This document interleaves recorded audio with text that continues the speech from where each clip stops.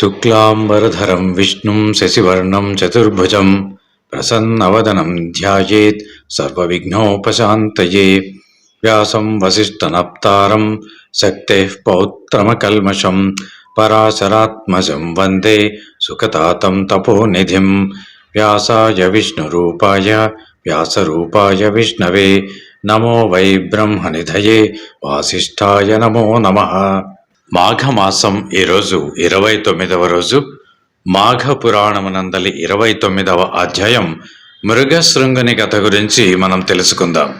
వశిష్ఠ మహర్షి దిలీపునితో ఈ విధముగా పలికెను: ఓ దిలీప మహారాజా, వినుము. పూర్వము కుత్సుడు అన్న పేరుగల బ్రాహ్మణుడు కలడు. అతడు కర్దమముని కుమార్తెను వివాహమాడెను. వారికొక కుమారుడు కలిగెను. ఆ కుమారుడు విద్యావంతుడై దేశాటనము చెయ్యదలచి తల్లిదండ్రుల అనుమతి పొంది బయలుదేరెను. మాఘమాసము ప్రారంభమగు నాటికి అతడు కావేరీ తీరమును చేరెను. మాఘమాసమంతయు కావేరీ నదిలో స్నానము చెయ్యవలను అంటూ అతడు తలచెను. అతడు అచట కావేరీ నదిలో ప్రతిదినము స్నానము చెయ్యుచు 3 సంవత్సరములు ఉండెను. శ్రీమన్నారాయణుడి దయను పొందుటకై స్నానము చెయ్యవలెను అని సంకల్పము కలిగెను. అతడు శ్రీమన్నారాయణుని ఉద్దేశించి తపము చేయనారంభించెను. కొత్సుని పుత్రుడగుటచే కౌత్సుడై తపమాచరించుచుండగా లేళ్లు కొమ్ములతో రాపిడి పెట్టినను కదలకపోవుటచే వానికి మృగశృంగుడు అను పేరు వచ్చెను. వాని తపమునకు మెచ్చి శ్రీమన్నారాయణమూర్తి అతనికి ప్రత్యక్షమయ్యను. మృగశృంగుడు శ్రీహరిని చూచి ఆనందపరవశుడై పెక్కు రీతుల భక్తితో స్తుతించెను. శ్రీహరియు వాని తపమునకు స్తుతులకు మెచ్చి అనంతరం, నాయన, నీవు అనేక పర్యాయములు మాఘస్నానమును విడువక చేసి అఖండమైనటువంటి పుణ్యమును నా ప్రేమను సాధించితివి. నీ ఈ తపముచే మరింతగా నీపై ప్రేమ కలిగినది. ఏదైనా వరము కోరుకో అని చెప్పెను. మృగశృంగుడును, స్వామి, నీ దివ్య దర్శనమును కలిగించినందులకు నేను కృతజ్ఞుడనైతిని.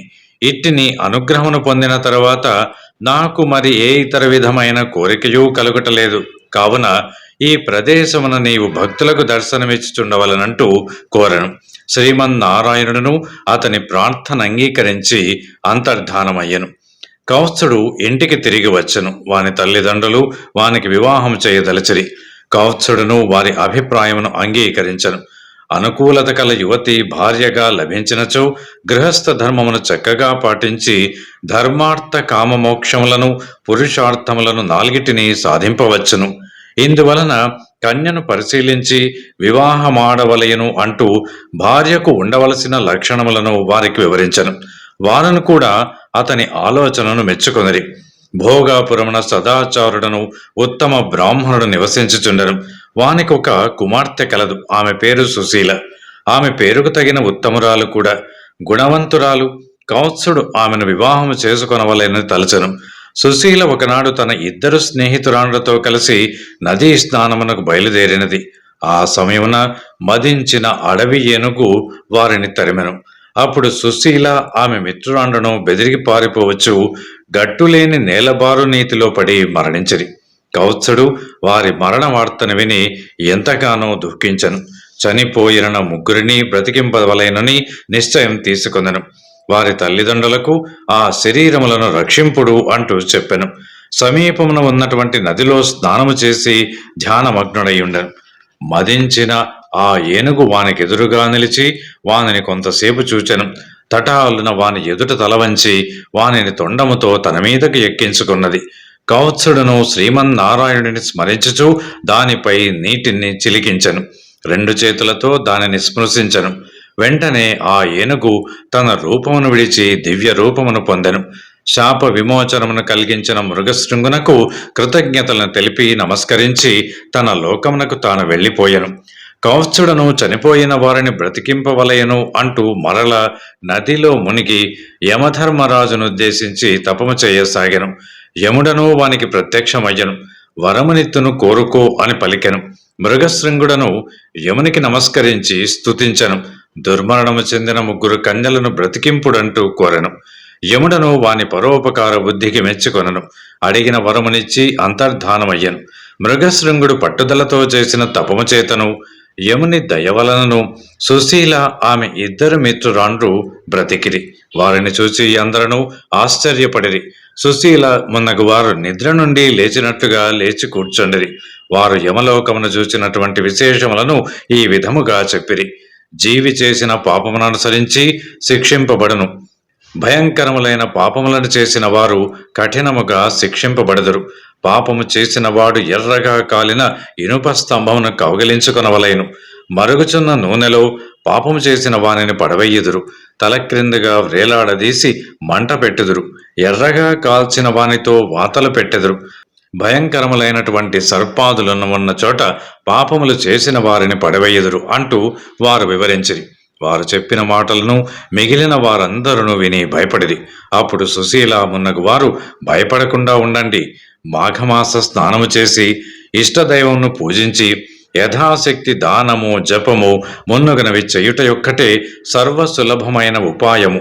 మాఘస్నానము వలన చేసిన పాపములు నశించి పుణ్యములు కలిగి జీవులు శుభలాభమును పొందవచ్చును అంటూ మిగిలిన వారికి ధైర్యము చెప్పిరి. ఇట్టు పలుకుచున్న వశిష్ఠ మహర్షిని దిలీపుడు, గురువర్య, భూలోకమునకు యమలోకమునకు గల దూరమెంత? చనిపోయిన వారు మరలా బ్రతుకుటకు వీలగునా అంటూ ప్రశ్నించను. అప్పుడు వశిష్ఠ మహర్షి, నాయన, భక్తికి పుణ్యమునకు సాధ్యము కానిది ఏదియూ లేదు. పుణ్యమును కలిగించు మాఘస్నానమును సుశీల మున్నగు వారు అనేక మార్లు చేయట వలన వారు సంపాదించిన పుణ్యము, కౌత్సుడు చేసిన తప ప్రభావము వారిని ఈ విధముగా కాపాడెను అంటూ సమాధానము చెప్పెను. అట్టిదే మరొక విషయం కలదు, సావధానముగా వినుము. పుష్కరుడును జ్ఞానవంతుడొకడు కలడు. అతడు సద్గుణములు భక్తి కలవాడు. మాఘస్నానము మొదలగు పుణ్యప్రదములకు కార్యములెన్నిటినో చేసినవాడు. యముడు ఒకనాడు తన భటులను చూసి పుష్కరుని తీసుకొని రండని పలుకగా యమభటులు పుష్కరుని తీసుకొని వచ్చిరి. యముడు తీసుకొని రమ్మన్నది ఇతనిని కాదు, పుష్కరుడు అను పేరగల మరియొకనిని. భటులు పాపాత్ముడగు పుష్కరుని తీసుకొని వచ్చుటకు బదులు పొరపాటున పుణ్యాత్ముడగు పుష్కరుని తీసుకొని వచ్చిరి. యముడును తన భటులు చేసిన పొరపాటునకు భటులను వెంటనే మందలించను. క్షమింపుడంటూ పుష్కరుని ప్రార్థించను. పుష్కరుని భూలోకమున దించరండంటూ భటులకు ఆజ్ఞనిచ్చను. పుష్కరుడును యమలోకమును చూచుటకు యముని అనుమతిని కోరను. యముడు అందుకు అంగీకరించను. భయంకరములకు శిక్షలను అనుభవించేవారిని చూచి అతడు కూడా భయపడను. భయము పోవటకై హరినామ భజనము చేసెను. ఇట్టి భజనమును వినుటచే పాపాత్ముల పాపములు తగ్గి వారి శిక్షలు కూడా తగ్గసాగినవి. పుష్కరుడు నరకమును చూచుటచే మరింత జ్ఞానవంతుడయ్యను. ఓ దిలీప, యమలోకమునకు పోయి వెనుకకు తిరిగి వచ్చిన వారు ఇంకనూ ఎందరో ఉన్నారంటూ వశిష్ఠ మహర్షి దిలీపునకు వివరించను. మృగశృంగుని వివాహము. వశిష్ఠ మహర్షి దిలీపునితో మరలా ఈ విధముగా పలికెను. మృగశృంగుని విద్యాభ్యాసము పూర్తి అయినది. అతడు ప్రాజ్ఞుడై దేశాటనము చేసెను. మాఘమాస స్నానములు తపము చేసి శ్రీహరి అనుగ్రహమును కూడా పొందెను. దుర్మరణము చెందిన సుశీల మున్నగు వారిని యముని అనుగ్రహము పొంది బ్రతికించను. ప్రయోజకుడై నలుగురును మెచ్చిరి.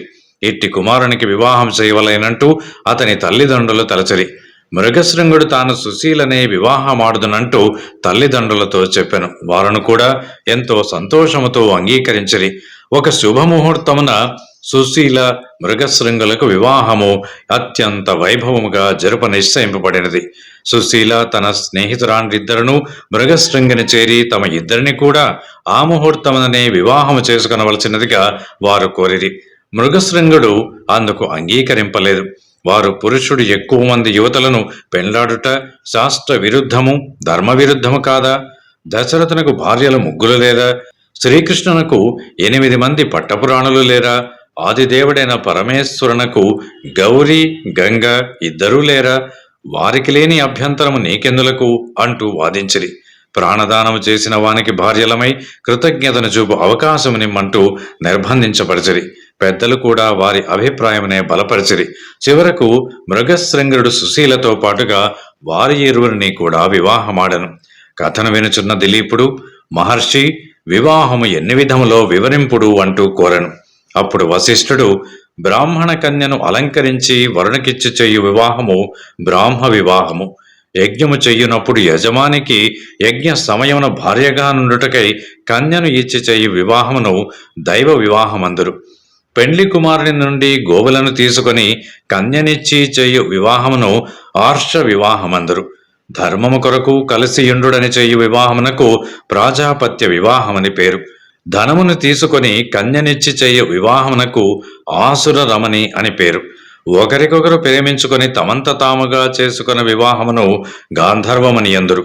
బలవంతముగా కన్యను ఎత్తుకుని పోయి చేసుకున్నటువంటి వివాహము రాక్షస వివాహము, మోసగించి చేసుకున్నను వివాహము పైశాచికము అంటూ వశిష్ఠుడు దిలీపునకు వివరించను. గృహస్థ ధర్మములను పతివ్రత లక్షణములను దిలీపుడు కోరగా వానికి వాటి గురించి కూడా వివరించను. దిలీపుడు కోరగా వశిష్ఠుడు మరలా ఇట్లు కథను కొనసాగించను.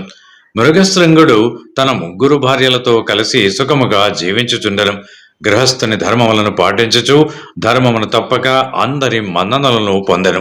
మృగశృంగుడు సుశీలయందు పుత్రుని పొందెను. ఉత్తమ లక్షణములు కల వానికి మృకుండు అని పేరు పెట్టెను. మృకండును బంధువులకందరికీ ఆనందము కలిగించుచు సద్గుణశాలి అయి పేరు గడించెను. మృగశృంగుడు మృకుండనకు ఉపనయనము కావించి గురుకులమునకు పంపెను. మృకుండును శ్రద్ధాశక్తులతో అత్యంత వినయ విధేయతలతోనూ తెలివితేటలతోనూ గురుకులమున అందరికీ ఇష్టుడై అందరిలోనూ అన్నిటా మిన్నయై విద్యలు అన్నింటినీ నేర్చెను. మృగశృంగుడు ఉత్తమ లక్షణముల కల మరుద్వతియను కన్యతో వానికి వివాహము కావించెను.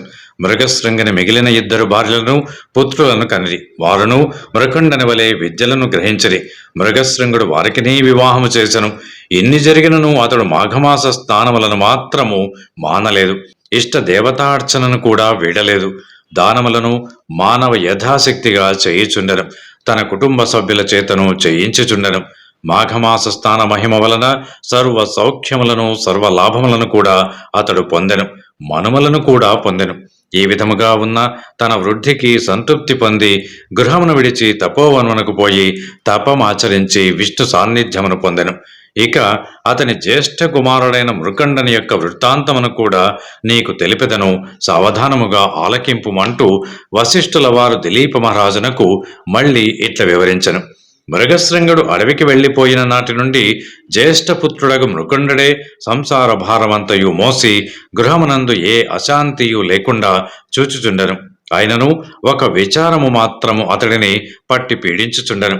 అది ఎట్టిదనగా తాను వివాహమాడి చాలా కాలము గడిచినను సంతానము కలుగలేదు. అందుచేత అతడు లోలోన కుమిలిపోవచుండెను.